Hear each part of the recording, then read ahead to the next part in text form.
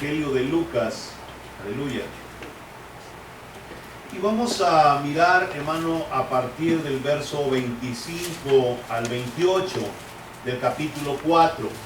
Capítulo 4 del libro del Evangelio de San Lucas y el versículo 25 al 30. Ahí vamos a tener nuestro tema el día de hoy, aleluya. Y la palabra de Dios empieza y dice: y en verdad os digo que muchas viudas había en Israel en los días de Elías, cuando el cielo fue cerrado por 3 años y 6 meses, y hubo una gran hambre en toda la tierra. Pero a ninguna de ellas fue enviado Elías, sino a una mujer viuda en Sarepta de Sidón. Y muchos leprosos había en Israel en tiempos del profeta Eliseo, pero ninguno de ellos fue limpiado, sino Naamán el sirio. Al oír estas cosas, todos en la sinagoga se llenaron de ira, y levantándose le echaron fuera de la ciudad, y le llevaron hasta la cumbre del monte sobre el cual estaba edificada la ciudad de ellos, para despeñarle. Mas él pasó por el medio de ellos y se fue. Señor, te damos toda honra y toda gloria. Te damos todo honor, mi Dios, en esta mañana por esta palabra tan preciosa que tú nos has permitido tener para, Señor, escudriñar en este día. Te pedimos, Padre, que sea tu Espíritu el que llegue al corazón y la vida de cada uno de los que escuchan, y que seas tú obrando y haciendo tu voluntad en medio nuestro. Padre, ponemos todo en tus manos y te pedimos, Señor, que estés con nosotros en el nombre de Cristo, y juntos decimos: amén. Amén y amén. Puede tomar su asiento. Dios sustenta a los de fe y limpia a los que creen. Ese es nuestro tema. Dios sustenta a los de fe y limpia a los que creen. Si miramos el capítulo, hermano, número 4, dice la Escritura que el Señor, hermano, vino a Nazaret en el verso número 16. Y dice que era donde se había criado, la ciudad de Nazaret. Y en el día de reposo, o sea, en el día sábado, entró en la sinagoga conforme a su costumbre, o sea, a la costumbre del Señor Jesucristo, y se levantó a leer. Note usted lo maravilloso, hermano, de la expresión que nos dice su palabra. ¿Cuál era la costumbre del Señor Jesucristo cuando hablamos del día de reposo? Que era el día que, hermano, se reunían, por ejemplo, todo el pueblo de Israel en todas partes. Era el día sábado, que era el Sabbat. Para ellos era muy importante porque Dios lo había establecido. Para nosotros, hermanos, debemos entender que pues ya no existe el sábado como día de guardar, sino que ahora nosotros como creyentes tenemos un sabbat, que es un reposo, y el reposo es Cristo. Amén. Por lo tanto, hoy día nosotros, hermanos, tenemos un día para reposar también de todas nuestras obras, y es el domingo, el día que utilizamos para glorificar y exaltar el nombre de nuestro Dios. Amén. Porque para nosotros esto es un regocijo. Amén. O sea, para nosotros esto es, hermano, un descanso. Aleluya. Hoy, hermano, estamos, mire, tranquilitos aquí, felices, hermano, de estar en la presencia de Dios. Pero lo que me gusta de lo que dice aquí es que dice que esto era una costumbre. Así que, hermano, busque la manera de que en su vida esto se convierta en ¿qué? En una costumbre. Que usted ame las cosas de Dios, que guste las cosas de Dios, que, hermano, siempre esté deseando estar en las cosas de Dios. Pero seguimos leyendo. Y cuando llegó, dice, al templo, cuando llegó a la sinagoga, se le dio el libro del profeta Isaías, y habiendo abierto el libro, halló el lugar donde estaba escrito: el Espíritu del Señor está sobre mí, por cuanto me ha ungido para dar buenas nuevas a los pobres, y me ha enviado a sanar a los quebrantados de corazón, a pregonar libertad a los cautivos y vista a los ciegos, a poner en libertad a los oprimidos, y predicar el año agradable del Señor. Y enrollando el libro, lo dio al ministro y se sentó, y los ojos de todos en la sinagoga estaban fijos en él. Y comenzó a decirles: hoy se ha cumplido esta escritura delante de vosotros. y todos daban buen testimonio de él y estaban maravillados de las palabras de gracia que salían de su boca y decían, ¿no es este el hijo de José? Y él les dijo, sin duda me diréis este refrán, médico, cúrate a ti mismo de tantas cosas que hemos oído que se han hecho en Capernaum, haz también aquí en tu tierra. Y añadió, de cierto os digo, que ningún profeta es acepto en su propia tierra. Aleluya. La Biblia dice que se le dio a leer el libro del profeta Isaías. Cuando él empezó a leer el libro del profeta Isaías, encontró, ¿verdad?, esa cita bíblica maravillosa, Isaías 61, del 1 al 2, es de 1 y 2, en donde, ¿verdad?, nos habla acerca, ¿verdad?, de la profecía de Isaías que hablaba acerca de la venida del Señor y cómo se cumpliría, ¿verdad?, en la vida del Mesías, ¿verdad?, cada una de estas cosas que Isaías había profetizado. Y lo interesante y maravilloso de todo esto es que cuando Cristo estaba leyendo esta parte, al terminar, Él se sienta y todos los ojos estaban atentos a Él. Y dice la Escritura que entonces Él dijo estas palabras, y esto sí era algo fuera de lo común.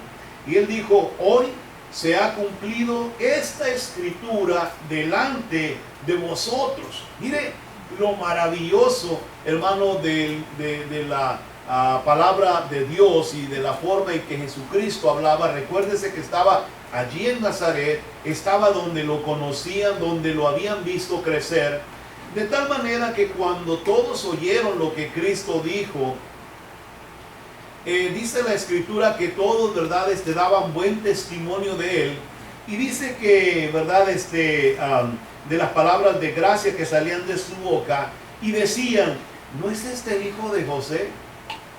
O sea, lo conocían bien. Para esa gente que dice que el Señor Jesucristo fue instruido allá por los tibetanos y que lo mandaron allá a los montes, no, olvídese de eso, son, hermano, son falacias, son engaños, son pensamientos de gente que no sabe lo que dice porque no conocen las Escrituras. El Señor Jesús estaba allí, en su casa, en su familia, con su padre y su madre. Y los que estaban en Nazaret lo conocían, decían, ¿no es este el hijo de José?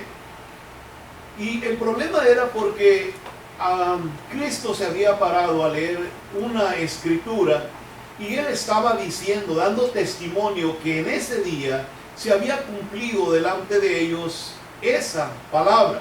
O sea, no entendían, me imagino, lo que Cristo estaba diciendo, no entendían lo que Cristo estaba tratando de enseñarles, pero Cristo estaba diciéndoles que a partir de ese momento ellos mirarían, ¿verdad?, cada una de estas cosas manifestándose en su vida personal.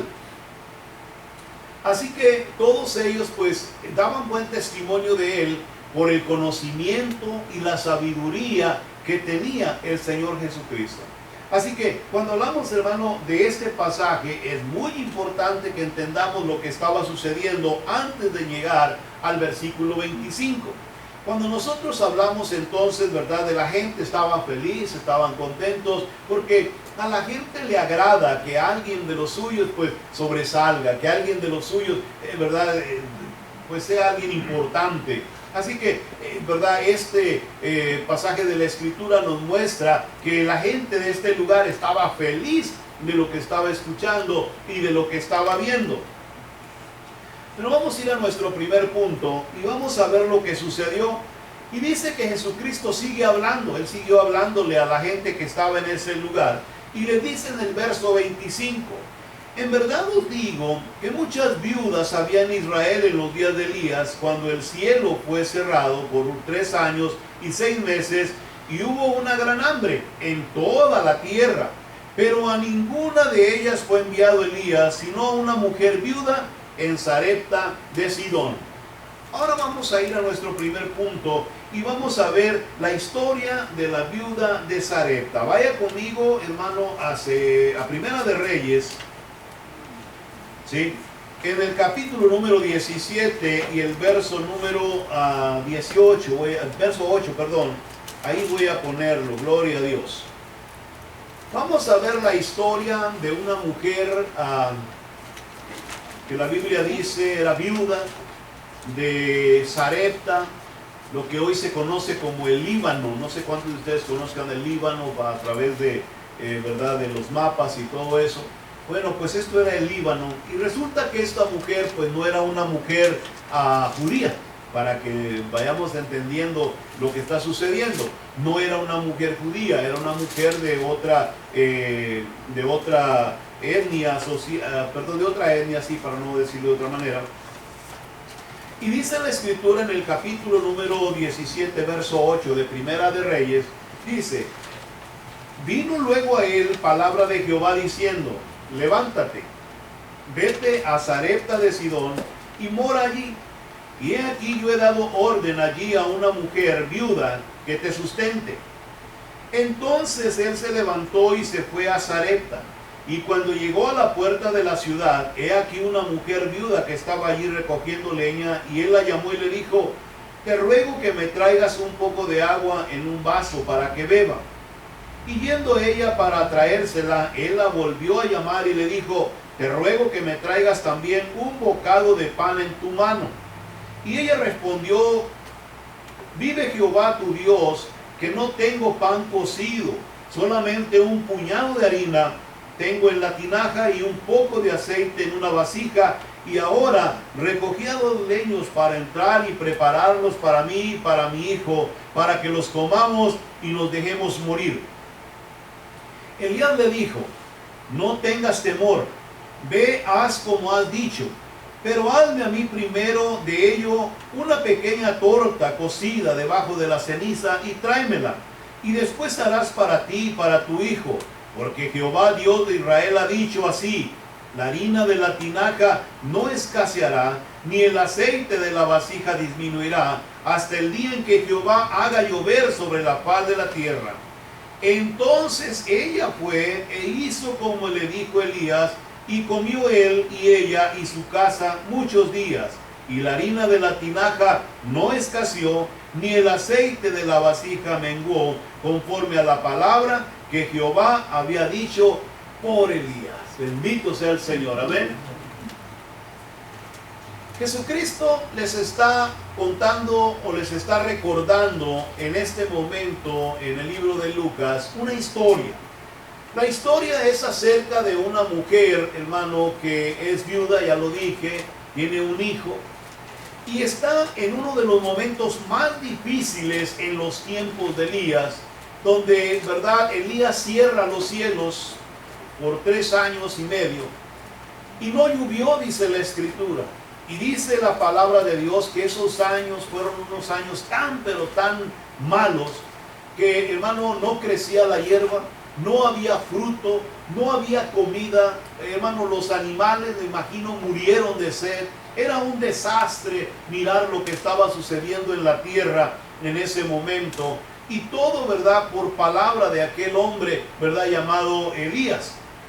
La Biblia dice, hermano, que él fue sustentado por Dios. Dios lo llevó a un lugar en donde corría un río, ¿verdad?, pequeño, y él tomaba agua de ese río, y los cuervos venían por la mañana y le traían tortas de parte de Dios, ¿sí?, para que él comiera. No eran tortas como las del Chavo del Ocho, no vaya a pensar eso. No. Le traían unas tortas cocidas, eran unos panes especiales que ellos consumían de trigo, y se las traían, fíjese, a Elías. Dios hacía eso, que los cuervos le trajeran alimento para que él, ¿verdad?, se mantuviera en ese tiempo, porque era, le digo, un propósito de Dios. Y dice la palabra de Dios que él, ¿verdad?, estando en ese lugar, pues resultó que se acabó el agua del río, que no llovía, y se consumió el agua, se acabó el agua. Y entonces viene la palabra de Dios al profeta y lo envía con esta viuda. La mujer que estaba en este lugar, pues ya nos dimos cuenta, estaba en una situación muy precaria, estaba en una situación muy difícil. En su mente lo único que ella tenía era pensar que, ¿verdad?, después de esa comida que ella iba a tener, pues el siguiente paso era dejarse morir. ¿Por qué dejarse morir? Pues porque no había alimento, no había dónde comprar, no había dónde cosechar, no había que sembrar, no había agua. Así que el problema era muy grave, era muy difícil y pues en realidad no se podía hacer otra cosa. Así que la mujer ya había decidido que después de comer aquel alimento, pues había que morir. Pero Cristo les está recordando la historia a su pueblo, le está recordando la historia a los judíos. Y la Escritura, hermano, nos sigue hablando en el libro de Primera de Reyes, que dice que entonces llega el profeta a las mediaciones donde se encontraba aquella mujer. Y cuando él la mira, la mujer andaba recogiendo un poco de leña para realizar, me imagino, una fogata para hacer su última comida. Pero este hombre le llama, ¿verdad?, en el verso número 10, al final del verso 10, y le dice: te ruego que me traigas un poco de agua en un vaso para que beba. Primero, recuérdese que ya no había agua. Durante 3 años, ¿verdad?, 3 años y medio, no había llovido, la situación era muy, pero muy crítica. Así que el agua, me imagino que era muy costosa, si vamos a decirlo así, o era muy difícil conseguir agua, era muy duro tener agua. Así que tal vez esta mujer, en los últimos momentos de los lugares donde sacaron agua, ella pudo, ¿verdad?, almacenar o tener, ¿verdad?, guardada un poco de agua y racionarla, porque la situación era muy caótica. Pero dice la Escritura que lo primero que le pide a aquel hombre es que le dé un vaso de agua. Y vemos que la mujer, ¿verdad?, lo primero que hace en cuanto él se la pide, dice que la mujer, hermano, entra o da la vuelta, verso 11, y fue ¿a qué? A traérsela. Y entonces él la vuelve a llamar y le dice: te ruego que me traigas también un bocado de pan en tu mano. 2 palabras muy importantes que yo quiero que usted ponga atención en esta mañana. Primero, dame un vaso de agua. Segundo, tráeme un pan, dame algo de comer, ¿verdad que sí?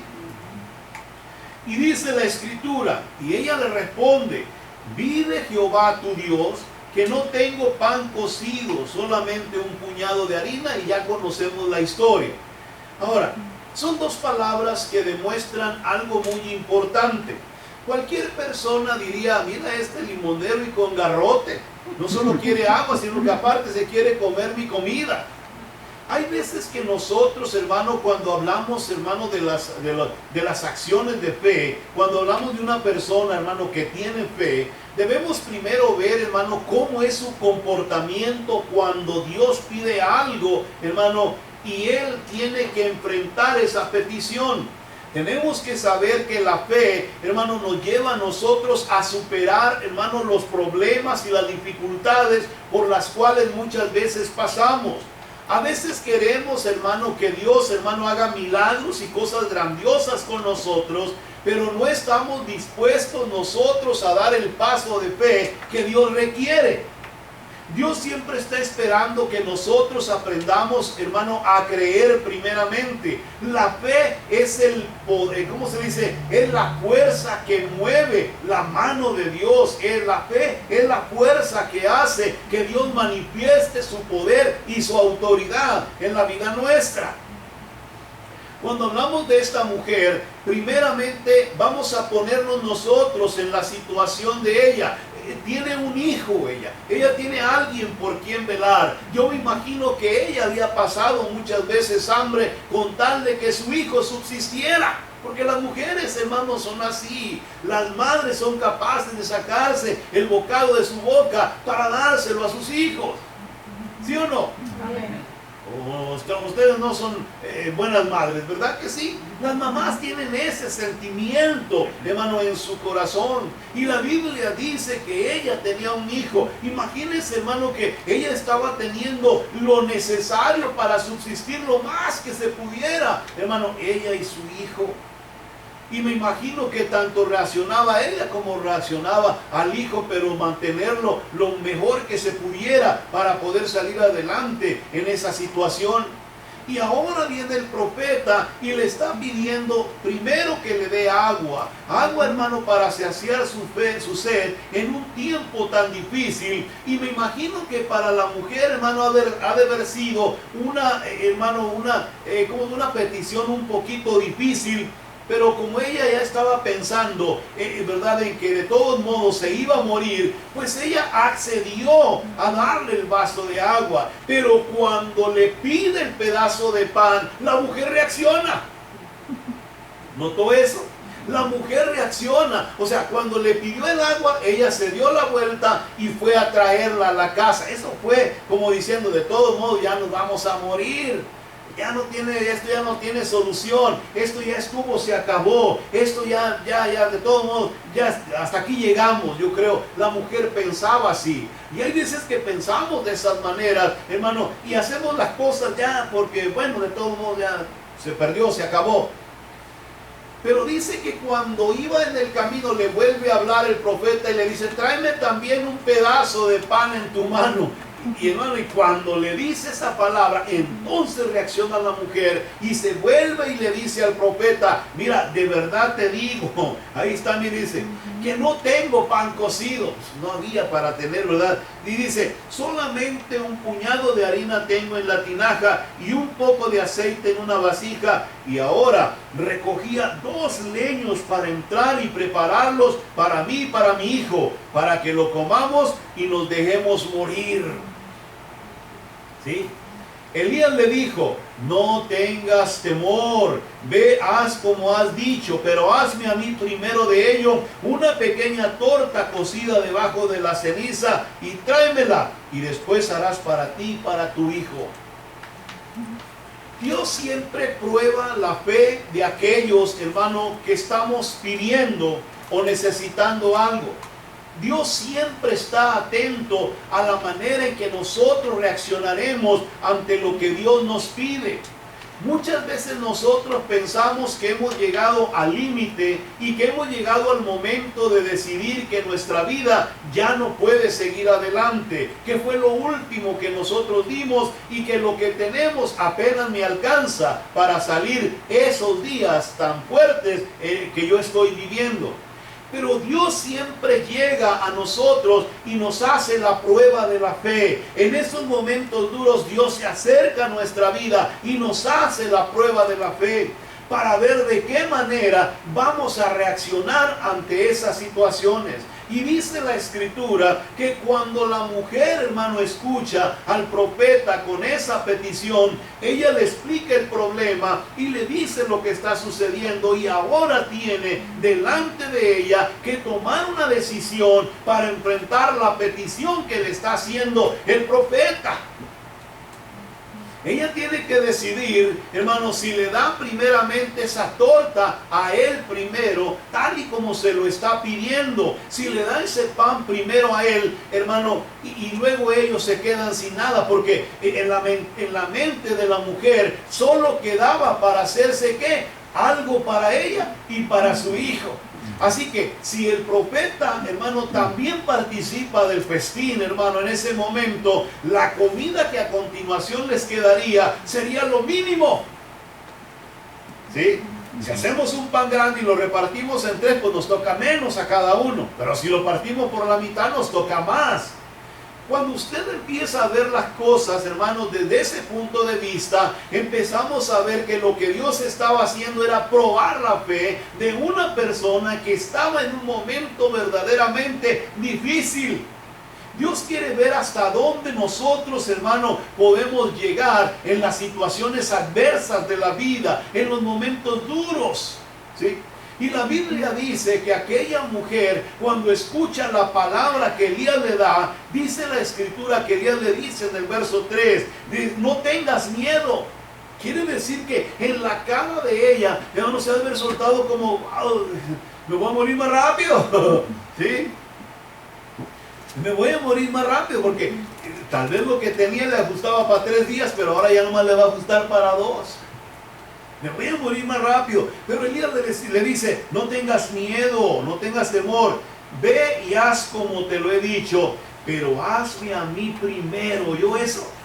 Hazme a mí primero de ello una pequeña torta cocida debajo de la ceniza y tráemela. Y después, ¿qué dice? Harás para ti, para tu hijo. Cuando nosotros pasemos por un momento difícil, nunca se le olvide darle a Dios primero. Aleluya. ¿Qué es lo que Dios es? Mire, a veces nosotros, hermano, cuando hablamos, creemos mucho en Dios. Para nosotros Dios es lo máximo. Para nosotros Dios es tremendamente, ¿verdad?, importante.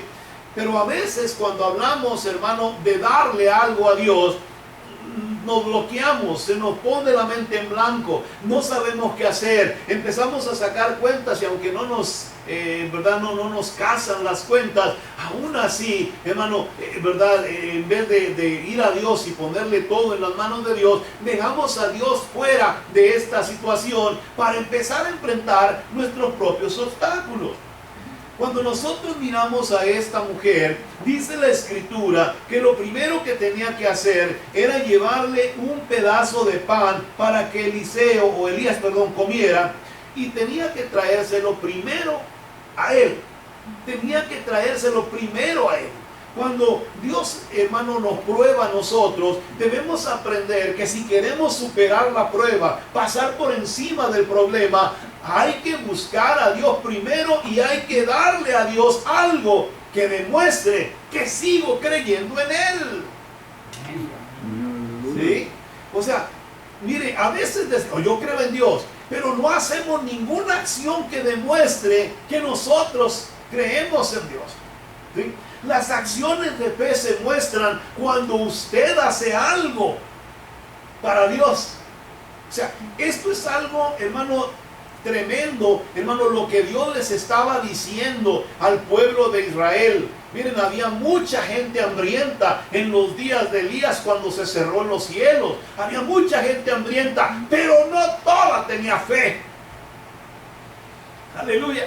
O sea, esto es lo que le está diciendo Cristo al pueblo de Israel. Había mucha gente que estaba muriéndose de hambre, pero ¿verdad?, todos ellos estaban tratando de acaparar lo más que pudieran para subsistir ese problema. Ninguno de ellos estaba pensando en Dios, ninguno de ellos estaba orando a Dios, diciéndole, Señor, ayúdame, mira esto. Nada estaban haciendo. Así que Dios le manda al profeta que vaya a la casa de esa mujer, porque allí en esa casa había alguien que tenía fe en Dios. Aleluya. Aleluya. Sí, el Señor se los está diciendo y usted lo va a mirar. Y dice la escritura que entonces, hermano, cuando llega y le hace la petición, hermano, lo que Dios está haciendo es probando la fe de aquella mujer. Le está diciendo a esta mujer, tráeme primeramente a mí y después vas a comer tú y tu hijo. Para poder tomar esa decisión se necesita creer. Para que nosotros, hermano, podamos enfrentar los problemas y adversidades que nos pasan en nuestra vida, hay que creer lo que Dios dice. ¿Sí? Si Dios dice, verdad, que primero tenemos que venir a Él y seguir, verdad, haciendo algo para demostrar lo que nosotros confiamos en Él, es verdad. Mire, muchas veces nosotros cuando hablamos de las finanzas, es en el área donde muchas veces nos miramos más apretados, ¿sí o no? En las finanzas. Y muchas veces nosotros decimos, yo no puedo dar más porque, verdad, no tengo. O es que no me alcanza, o es que, verdad, bueno, yo cumplo con lo regular en las cosas de Dios. Oh, está bien, gloria a Dios. Recuérdense que no vamos a levantar ofrenda, es solamente para hablar de este pasaje.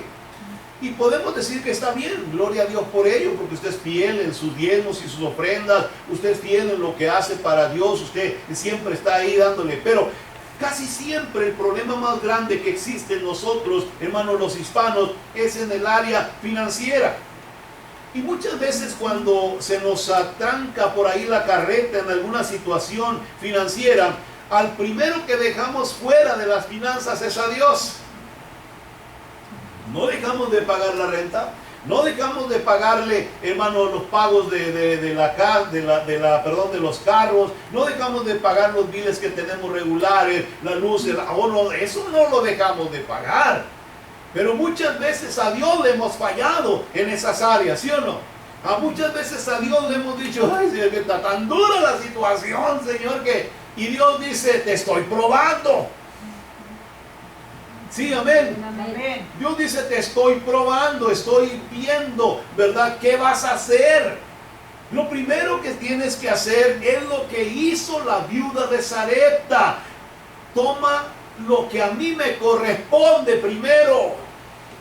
Dame lo que yo, ¿verdad? Lo que es mío primero. ¿Por qué? Porque después de que tú hagas ese paso de fe, no va a escasear ni la harina ni el aceite de tu vasija. Aleluya. Aleluya, gloria a Dios. La fe, hermano, empieza a hacer su función. Es que cuando no entendemos cómo funciona la fe, hermano, fracasamos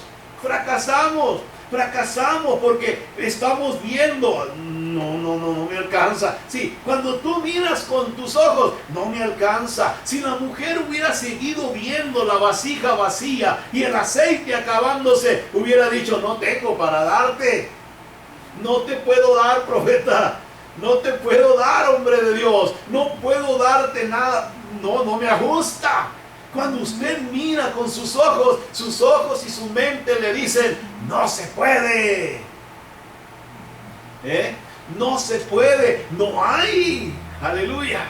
Pero cuando usted mira con los ojos de la fe, hermano, usted está mirando a alguien que tiene el poder de sustentar a aquellos que creen en los momentos más difíciles de su vida. Denle la gloria al Señor Jesucristo. El Señor tiene el poder para sostenernos. Diga conmigo, Dios tiene el poder, Dios tiene el poder para sostenerme. ¿Sí? No importa por qué lugar estés pasando, no importa por qué valle de muerte vayas, no importa por qué situación te encuentres, hey, ven y dale primero a Dios lo que es de Dios. Aleluya. Dale a Dios lo que Dios está pidiendo. Si estás enfermo, acércate a Dios primero. Si estás pasando por una situación difícil en tu casa, acércate a Dios primero. Si las finanzas están mal, dale a Dios primero. Sí. O sea, eso es confianza, eso es creer, eso es tener fe. Y el Señor les dijo a su pueblo, miren, había mucha gente en ese tiempo, pero no había gente con fe.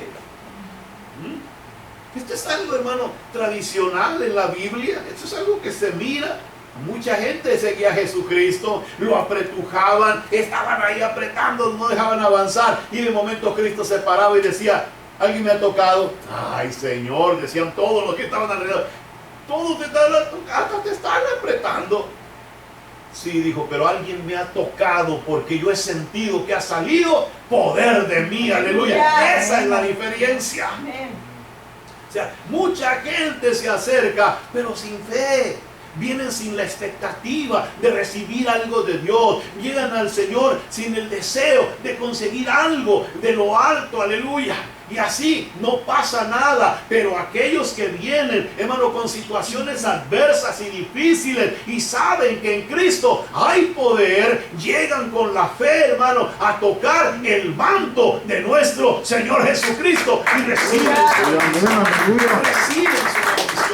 La mujer recibió lo que tanto estaba necesitando. Un hombre que viene a pedirle algo, es verdad, oh sí, si te lo doy, sé que esto, pero yo sé que lo que tú dices, voy a creer a tu palabra. Amén. Te voy a dar primero. Es todo lo que Dios estaba pidiendo. Y la mujer lo superó, llegó al punto, hermano, pasó la prueba de la fe, pasó, hermano, dice la Escritura. Entonces ella fue e hizo como le dijo Elías. ¿Se da cuenta? Para poder mostrar fe, hermano, no es solamente decir, oh sí, yo creo en Dios, yo sé que Dios me puede sustentar, oh yo sí creo que Dios me puede ayudar en mis finanzas, oh sí, yo sé que Dios va a hacer algo para sacarme de este problema de mi salud, sí. Pero no se va a manifestar, hermano, el poder de Dios hasta que tu fe no accione. hasta que tu fe no accione, aleluya. Sí, la mujer no se quedó con, amén, sí te voy a dar, sí, allí tengo, te voy a dar tu, no, la mujer fue e hizo. La mujer fue e hizo, nunca se le olvide. ¿Quiere usted mirar, hermano, la mano de Dios moviéndose, hermano, en su vida personal? Cuando las cosas, hermano, como que no cuadran, como que las finanzas no encajan, como que no me está saliendo, como que mi trabajo cada día está en decadencia. Acérquese a Dios. Y empiece a darle a Dios. Oiga bien esto. Eso es algo, hermano, tremendo en la palabra. Yo siempre se lo digo. La Biblia dice, tráiganme todos los diezmos al alfolí. ¿Sí o no? ¿Y qué dijo el Señor? ¿Es para empobrecernos? No. ¿Es para que te vaya mal? ¿Es para que tengas menos? ¿Es para que cada día estés más pobre? No. El propósito de Dios es que lo probemos. Amén. ¿Sí o no? O sea, tú le crees a Dios, le das a Dios lo que es de Dios. Y mire, hermano, nunca le escatime a Dios. Yo le digo esto, si usted tiene dinero, nunca le escatime a Dios. Sí, porque a veces somos agarrados con Dios, aleluya. ¿Sí? No le escatime a Dios, hermano, a Dios dele, porque créamelo, Dios mira las finanzas. Y si cree que estoy bromeando, vaya y vea cómo Dios fue, hermano, envió al apóstol Pedro a la casa de Cornelio. ¿Se recuerda? En el Nuevo Testamento. ¿Sí? ¿Y por qué lo envió? Porque Dios había mirado sus ofrendas. Amén. Dios mira las ofrendas. Sí, porque Dios había mirado las ofrendas. Oiga eso. Quiere decir que Cornelio era dadivoso. Aleluya. Así que cuando vemos a esta mujer, la mujer nos está enseñando a nosotros, hermano, cómo Dios se mueve, hermano, en la vida de aquellos, hermano, que están pasando por situaciones adversas. Dios espera que aún en esas situaciones nosotros caminemos con la bandera de la fe en alto. Amén. Yo creo en Dios, yo creo en Dios. Mi Dios es poderoso. No hay nadie como mi Señor. Él es el que me sustenta con la diestra de su justicia. Aleluya. Oh, sí. Cuando usted esté en momentos así, hermano, que le digan, ¿sabes qué? Tienes cáncer, gloria a Dios, aleluya. Levante el estandarte de la fe. Oh, sí. No se me ponga ahí, ay, ¿verdad? Que se me van a ablandar los pies. No. Levante el estandarte de la fe. Es el momento de creerle a Dios. Es el momento de hacer obras que demuestren la fe que nosotros tenemos. Ahora, hay algo que le quiero decir. Hay muchas personas que se esperan hasta que le llegue el problema para empezar a manifestar que tienen fe. No. La mujer que estamos viendo aquí, le aseguro que esta mujer, si alguien se acercaba a pedirle un pan, se lo daba. Aleluya. Si alguien se acercaba, le ayudaba. Es que esa es la manera en que la fe obra. La fe no es nomás para en el momento en que estoy, que ya no sé qué hacer, y entonces saco, hermano, a ver cómo le hago para que Dios vea que lo estoy. No, esto es algo que se está manifestando día a día en la vida de aquellos que hemos creído, hermano, a nuestro Dios. Aleluya. Así que dice la escritura que aquella mujer, hermano, le creyó al profeta, se metió y empezó, hermano, a hacer lo que le pidieron, y dice que comió él de lo que la mujer hizo, y ella y su casa muchos días. ¿Qué más dice? Y la harina de la tinaja no escaseó, ni el aceite de la vasija menguó, conforme a la palabra que Jehová había dicho por Elías. Dios es sustentador. Nunca se le olvide eso. Dios es sustentador. Amén. Pero Dios sustenta cuando nosotros creemos. Dios sustenta cuando nosotros tenemos fe. Dios sustenta cuando nosotros, hermano, caminamos en fe. Aleluya. Amén. A veces confesamos que tenemos un Dios grande y fuerte, pero, hermano, no lo mostramos. No lo mostramos, nos cuesta trabajo mostrarlo, y a veces nos está yendo, hermano, como en feria, y aún así seguimos aferrados a nuestra tradicionalidad religiosa. No, tenemos que aprender de la mujer viuda, y el Señor Jesucristo les dijo, vamos otra vez, hermano, al libro de Lucas. En el libro de Lucas dice la escritura que entonces, ¿verdad?, le dijo el Señor, y en verdad os digo que muchas viudas había en Israel. Oiga eso, muchas, dice. En los días de Elías, cuando el cielo fue cerrado por 3 años y 6 meses, y hubo una gran hambre en toda la tierra. ¿Y qué pasó? Pero a ninguna de ellas fue enviado Elías, sino a una mujer viuda en Sarepta de Sidón. Amén.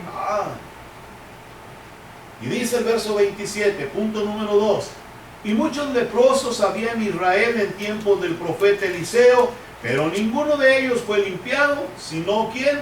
Naamán el sirio. Vamos a ver la historia de Naamán y ahora vamos a Segunda de Reyes. Aleluya, Segunda de Reyes, al capítulo número 5. No quite su dedo de San Lucas. Aleluya. En Segunda de Reyes, en el capítulo número 5 se nos cuenta, lo puede ir leyendo mientras estoy hablando si gusta, se cuenta la historia de un hombre llamado Naamán. Dice el verso número 1 del capítulo 5 que Naamán era general del ejército del rey de Siria, o sea, era un sirio, ¿sí? Era una persona, hermano, vamos a decirlo, los sirios nunca eran muy amigos de los judíos, ¿sí? Y era varón grande delante de su Señor y lo tenían en alta estima porque por medio de él había dado Jehová salvación a Siria. Y era este hombre valeroso en extremo, pero ¿qué tenía? Era un leproso. El problema de Naamán era una persona de carácter, era una persona acostumbrada, hermano, a la guerra, era un hombre fuerte, era un hombre decidido, era un hombre de ejército, era un hombre acostumbrado a mandar. Era una persona al servicio, ¿verdad?, de su gobierno. Y tenía cualidades importantes que la Biblia nos describe, como era su valor. Era una persona valerosa, era una persona, ¿verdad?, que no tenía temor. Era una persona que era muy fiel, ¿verdad?, a su reinado. Y hasta Dios, dice, había dado victorias tremendas de salvación, hermano, y liberación de su pueblo por medio de él, porque era un hombre valeroso en extremo. O sea, era una persona que, hermano, que siempre iba al frente y siempre estaba haciendo, ¿verdad?, ¿cómo se dice?, que los demás avanzaran cuando se trataba de una guerra. Pero resulta que este hombre pues le pasó uno de los problemas que existían en los tiempos antes de nuestro Señor Jesucristo, en los días, ¿verdad?, de Eliseo, que era la lepra. La lepra era una enfermedad, hermano, contagiosa, y era una enfermedad muy, pero muy triste. Era una enfermedad que la gente, hermano, iba perdiendo la sensibilidad, hermano, de su piel, de cualquier parte del cuerpo.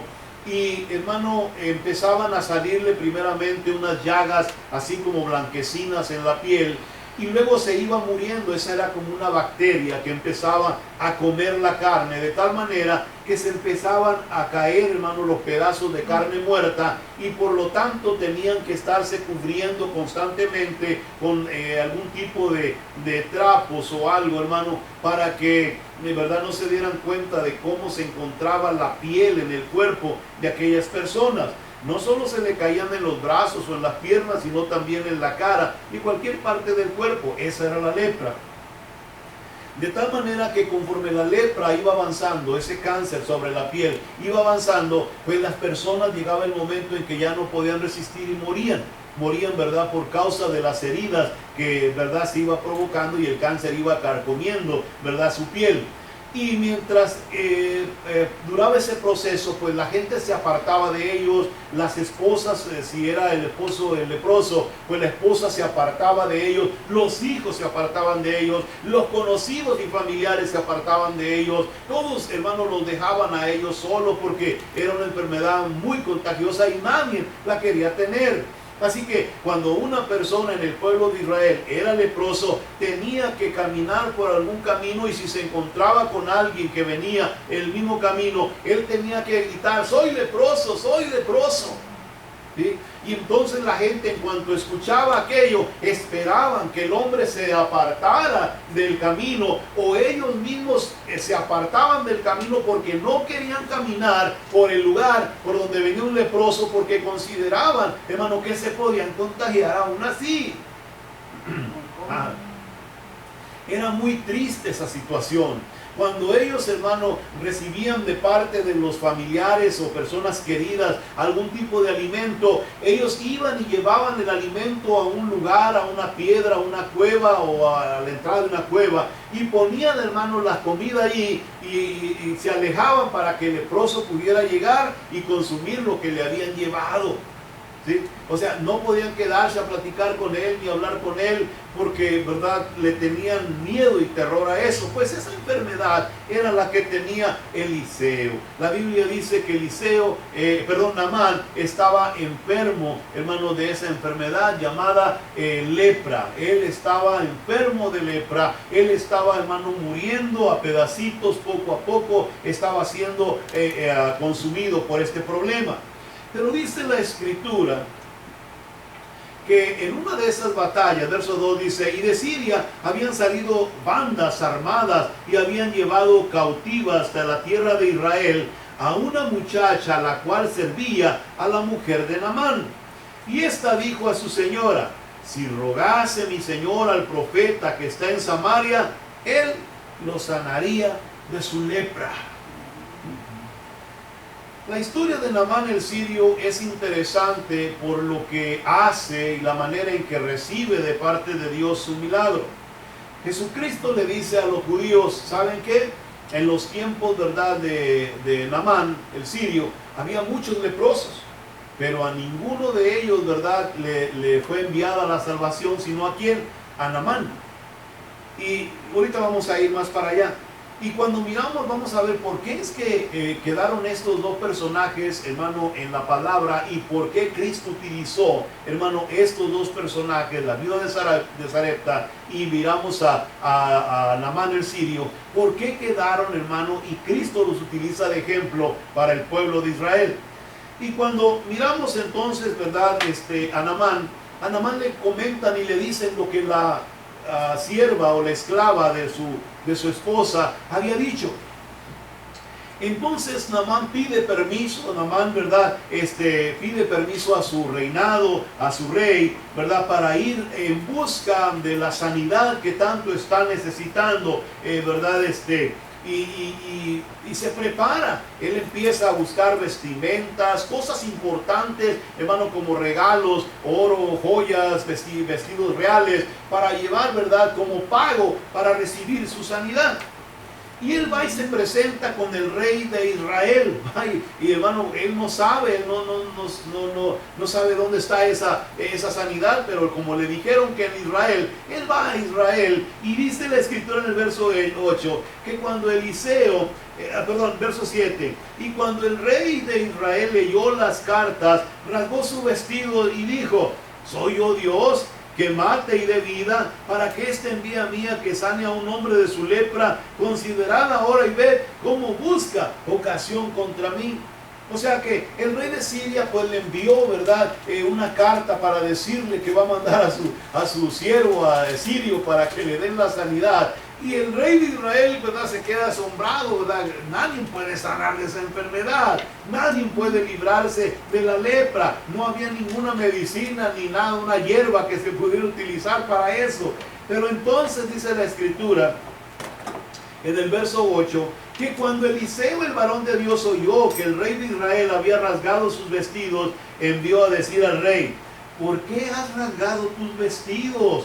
Venga ahora a mí y sabrá que hay profeta en Israel. Y vino Naamán con sus caballos y con sus carros y se paró a las puertas de la casa de Eliseo. Y entonces Eliseo le envió un mensajero diciendo, ve y lávate 7 veces en el Jordán, y tu carne se te restaurará y serás limpio. Y Naamán se fue enojado diciendo, he aquí, yo decía para mí, saldrá él luego y estando en pie invocará el nombre de Jehová su Dios y alzará su mano y tocará el lugar y sanará la lepra. Abana y Farfar, ríos de Damasco, ¿no son mejores que todas las aguas de Israel? Si me lavare en ellos, ¿no seré también limpio? Y se volvió y se fue enojado. Ahora, ¿qué le dije con la mujer de Sarepta de Sidón? Dios prueba la fe. Amén. Dios siempre quiere ver, hermano, cómo reaccionamos nosotros ante esta situación. ¿Era valeroso? Sí. ¿Era un hombre fuerte? Sí. ¿Era un hombre decidido? Sí. Pero necesitaba entender que las cosas de Dios no se compran. Las cosas de Dios se dan por medio de la fe. Nunca se le olvide, hermano, usted necesita algo de Dios, hermano, la fe se lo puede traer al alcance de su mano, aleluya. Amén. La Biblia Amén. dice que este hombre, hermano, cuando escuchó, ¿qué era el problema? Su orgullo, su altivez. Él se creía, hermano, alguien muy importante y él dijo, cuando yo llegue, va a salir aquel y hasta se me va a postrar aquí delante de mí. Sí, es que hay mucha gente, hermano, que piensan, si Dios me quiere sanar, que me sane aquí. Ay, sí, aleluya. Si Dios quiere hacer un milagro, que me lo haga aquí. ¿Por qué tengo que ir para allá? Sí. Hay mucha gente así, ¿verdad? Es que a veces, hermano, no entienden que no se trata, hermano, de que si se puede o no se puede hacer el milagro. Sí se puede hacer el milagro, pero necesitamos, hermano, que nuestra fe se fortalezca. Y Dios no va a hacer algo si no hay fe en el corazón de aquella persona que lo está recibiendo. Aleluya. La Biblia dice, hermano, que este hombre, hermano, en su condición, hermano, aún era altivo y orgulloso. Era una persona prepotente, hermano, así fuerte. Y esperaba que Eliseo saliera y se postrara. Y Eliseo le dijo, mira, ve y lávate. Punto, y se acabó. Aleluya. Ve y lávate 7 veces ahí en el Jordán. Eso era todo lo que necesitaba, ¿sí o no? O sea, nosotros decimos a veces, el perdido a todas va, aleluya, ¿sí o no? A nosotros nos dicen, ¿qué tiene? Pues que tengo, tómate un té de esto. Ya andamos tomando hierbas, hermano. Y a veces, hermano, andamos tomando que hojas de esto y que hojas de aquello. Y hermano, y a veces no nos hacen nada, pero pues así nos dijeron, aleluya, ¿verdad? Y nosotros con tal de sanar muchas veces de nuestras enfermedades, pues las tomamos, buscamos para, ¿verdad? Salir de ese problema. Y lo mismo estamos mirando aquí con este hombre. Este hombre venía decidido a llevarse su sanidad, venía buscando la sanidad, pero dice la Escritura que cuando llegó y recibió la noticia, su orgullo y su altivez no le permitieron, hermano, escuchar al profeta, y se fue enojado, se le volvió furioso, iba para su tierra, hermano, diciendo un montón de cosas.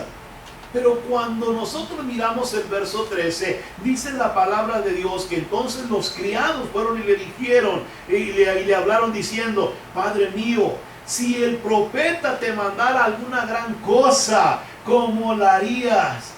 Dice, ¿no la harías? ¿Cuánto más diciéndote, lávate y serás limpio? Oiga bien eso. En ese momento dice la Escritura que el hombre entonces dice, cuando le dijeron esto, él entonces volvió y hermano, y me imagino que estaba cerca de aquel río, volvió y dice que entonces se metió al agua y empezó a obedecer lo que le habían dicho que tenía que hacer. ¿Sí? ¿Qué es lo que quiere decir? Mira, Dios, hermano, mira nuestra fe, pero también mira nuestra obediencia. Dios mira nuestra fe, pero también mira tu obediencia. Dios quiere ver, hermano, si eres verdaderamente una persona obediente en las cosas de Dios, o si no lo eres. ¿Quién es el que no se lleva la bendición? Si Naamán no hubiera obedecido lo que le había dicho el profeta, Naamán hubiera muerto leproso. ¿Sí? Si Naamán no hubiera obedecido lo que Dios le estaba diciendo, Naamán, hermano, nunca hubiera sido sanado de aquella lepra. Hubiera muerto, hermano, con una enfermedad horrible. Aleluya. Muchas veces nosotros debemos de aprender que la manera en que Dios manifiesta su poder sobre nuestras vidas es cuando nosotros nos convertimos en personas obedientes a lo que Dios dice en su santa palabra. Amén. Y la Biblia, hermano, dice que Dios les estaba poniendo, Jesucristo les estaba poniendo a los judíos, hermano, esta palabra. Había muchos leprosos, pero no eran obedientes. Aleluya. Oh, sí, había muchos leprosos, pero no eran obedientes, no tenían fe, no hacían lo que Dios les decía. Aleluya. ¿Sí? Oh, yo creo mucho en Dios, pero no le obedecemos. Estamos como los demás leprosos. ¿Verdad? ¿Cuántos tienen fe en este lugar? Aleluya. Aleluya. Sí, cuando usted, hermano, habla y dice, oh, yo creo en Dios, para mí Dios es primero. Oh, qué bueno, aleluya. Pues obedézcale. No le obedezca en lo que usted quiera obedecer, obedézcale en lo que Dios le pide. ¿Sí? O sea, es que hay gente que quiere obedecer a Dios en lo que ellos quieren.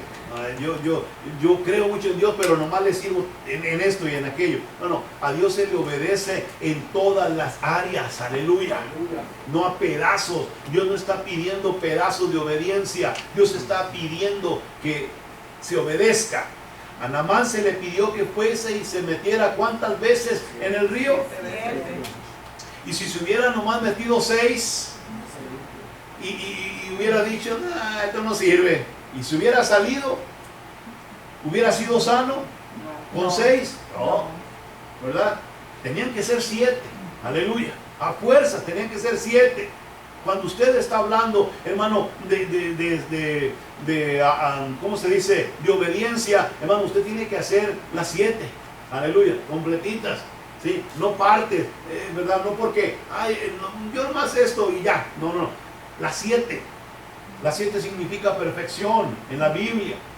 Cuando usted, hermano, va a ser obediente, aleluya. Gloria a Dios. Sí, porque a veces en casa somos los más obedientes con la esposa o con el esposo o con los, ay no, hermano, aleluya. Sí, oh, qué bonito. Ahí sí dan los 7, gloria a Dios. Pero en las cosas de Dios, dice la Escritura, que debemos aprender ¿a qué? A obedecer a Dios, como Dios lo pide, no como a mí se me antoja, porque eso no es obediencia, eso no le agrada a Dios, para que usted me entienda mejor. ¿Sí? Una persona, hermano, como Naamán, leprosa, se hubiera metido 5 veces y hubiera dicho, te vas a decir, vámonos.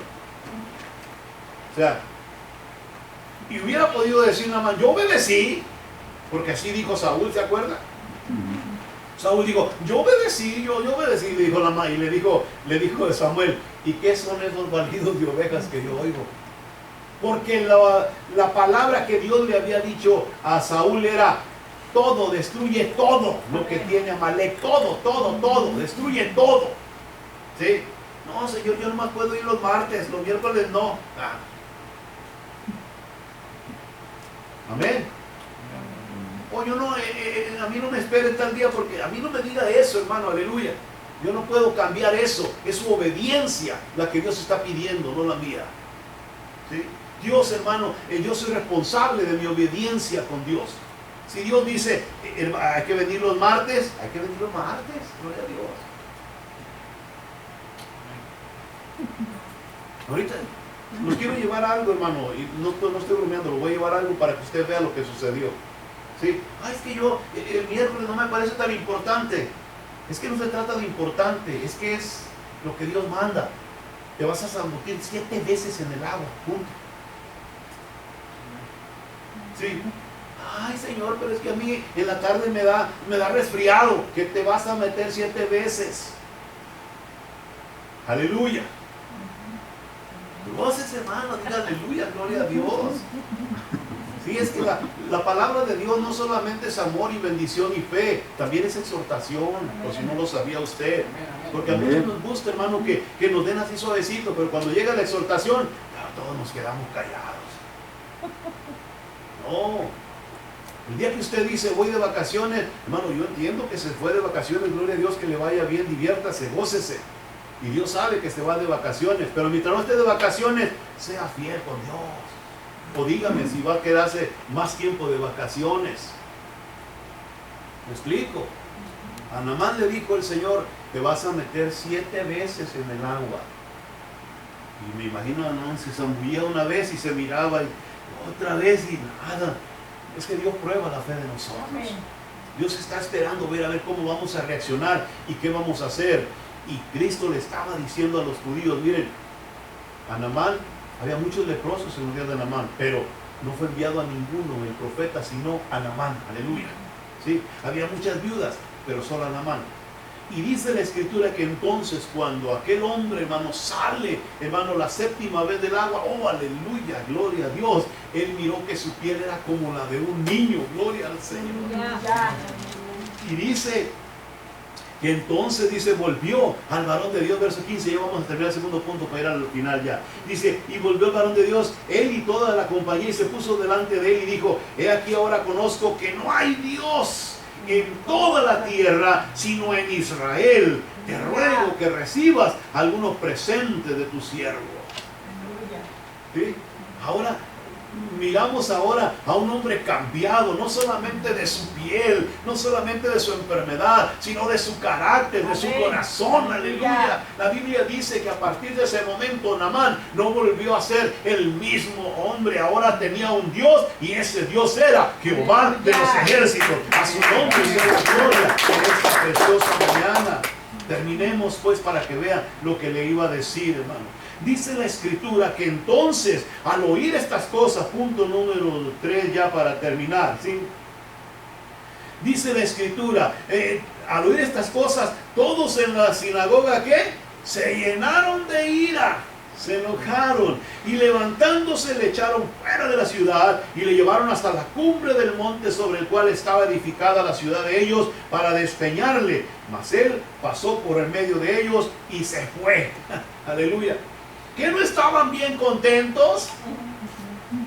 ¿Sí? Mire, cuando uno dice palabras que nos agradan y nos dan algo que, ay, cómo me gusta eso, estamos felices.